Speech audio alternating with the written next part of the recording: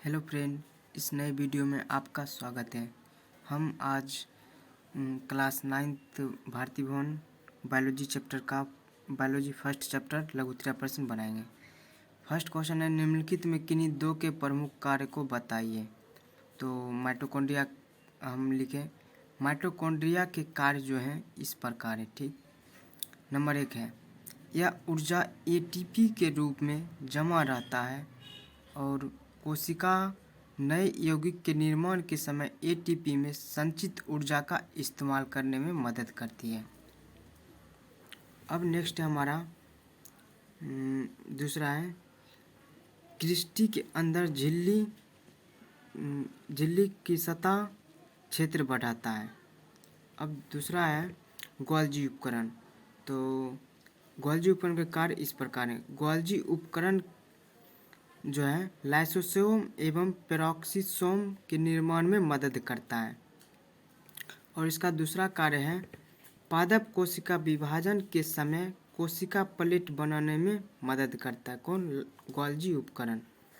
अब नेक्स्ट है हमारा, किस प्रकार की कोशिका को प्रोकैरियोटिक कोशिका कहते हैं? तो वैसा जीव जो एक ही कोशिकाओं के द्वारा बने होते हैं उसे प्रोकैरियोटिक जीव कहते हैं। अब नेक्स्ट है, पादप कोशिकाओं और जंतु कोशिकाओं में मुख्य अंतर क्या है? तो इसका आंसर होगा, पादप कोशिका और जंतु कोशिकाओं में मुख्य अंतर इस प्रकार है। नंबर 1 है पादप कोशिका और इधर है जंतु कोशिका। तो पादप कोशिकाएं जो होते हैं जंतु कोशिका से बड़ी होती है और जंतु कोशिका पादप कोशिका से छोटी होती है। अब नेक्स्ट है, पादप में लवक उपस्थित होते हैं और जंतु कोशिका में किसी प्रकार की लवक नहीं होती, जिसके कारण लवक इसमें अनुपस्थित होता है। अब इसमें कोशिका भित्ति उपस्थित होती है जो सेल्यूलोज नामक रासायनिक यौगिक के द्वारा बनी होती है और इसमें कोशिका भित्ति अनुपस्थित होता है। अब नेक्स्ट है हमारा, यदि गोल्जी उपकरण न हो तो कोशिका पर इसका क्या प्रभाव पड़ेगा? तो इसका आंसर है, यदि गोल्जी उपकरण न हो तो कोशिका पर इस प्रकार प्रभाव पड़ेगा। नंबर 1 जो है, लाइसोसोम एवं पेरोक्सिसोम का निर्माण नहीं होगा। और दूसरा जो है, पादप कोशिका विभाजन के समय कोशिका प्लेट बनाने में मदद नहीं होगा। इसका दोनों कार्य इस प्रकार है। अब है नेक्स्ट क्वेश्चन, कोशिका के किस अंगक को बिजली घर कहते हैं और क्यों? तो इसका आंसर होगा, कोशिका का जो बिजली घर होता है उसे माइटोकॉन्ड्रिया को बिजली घर कहते हैं। क्योंकि माइटोकॉन्ड्रिया में उपस्थित कोशिकीय शोषण के एंजाइम्स होते हैं जिसके कारण भोजन का संपूर्ण ऑक्सीकरण होता है और इसके फलस्वरूप जीव के लिए ढेर सारी यानी बहुत ज़्यादा की मात्रा में ऊर्जा मुक्त होती है। इसलिए माइटोकॉन्ड्रिया को बिजली घर कहते हैं। अब नेक्स्ट क्वेश्चन है हमारा, एंडोसाइटोसिस किसे कहते हैं? तो इसका आंसर है, हमने खुद से बनाए, वैसी प्रक्रिया जिसमें एक कोशिकीय जंतुओं का कोशिका झिल्ली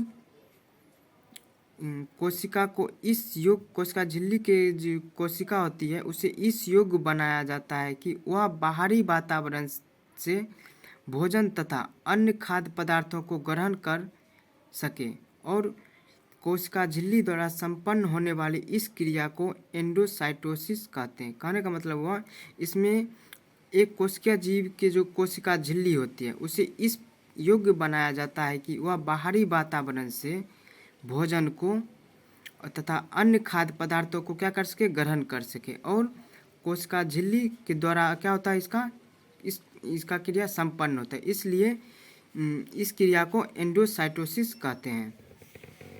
अब नेक्स्ट है हमारा, लवक कितने प्रकार के होते हैं एवं इनके क्या कार्य हैं।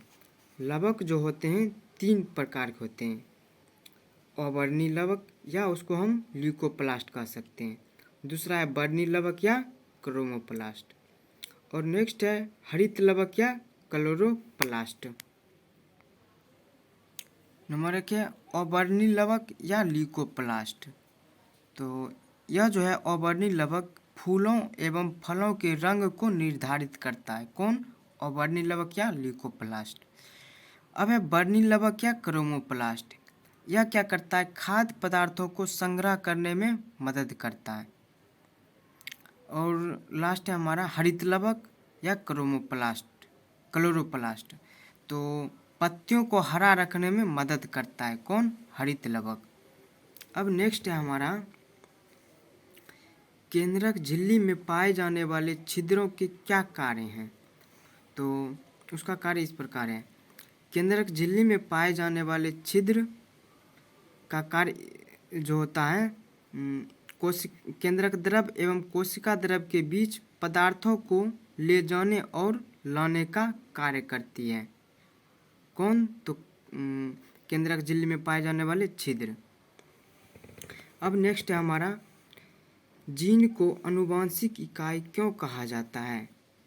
तो इसलिए कहते हैं क्योंकि मनुष्य में जो पीढ़ी दर पीढ़ी गुणों का स्थानांतरण होता है वह होता है जीनों के ही द्वारा, इसलिए जीन को आनुवांशिक इकाई कहते हैं। आई होप यह वीडियो आपको अच्छी लगी होगी और ये आपके लिए हेल्पफुल हुई होगी। तो प्लीज़ इसे लाइक करें, सब्सक्राइब करें। अगले वीडियो में हम फिर मिलेंगे। जय हिंद दोस्तों, और सब्सक्राइब करना बिल्कुल भी ना भूलें।